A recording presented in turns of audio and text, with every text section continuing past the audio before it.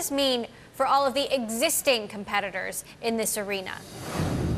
You know, it's hard to say at this point, Emily, but we are moving from a world of big boxes to small boxes. Apple TV boxes, Roku boxes. That company has sold more than 5 million of its devices since they were introduced in the last few years. Boxy boxes, and of course, the gaming consoles themselves from companies like Microsoft with the Xbox. You stream a lot of content through those, and Amazon content is actually some of the most popular to stream.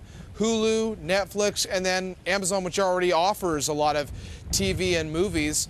And so the question becomes for Amazon, do you have more control over the situation if you're in the box business yourself? And I think the answer probably is yes.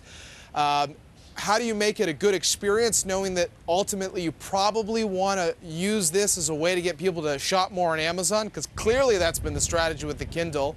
You make it cool, you make it slick, and they've been pretty competitive in the tablet market, and I think it's the same kind of thinking when it comes to this device.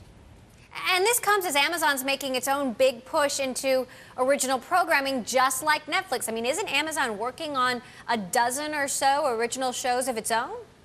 About 14 or so, and they just made the pilots available to people. They put out a press release recently saying that they were favorably received.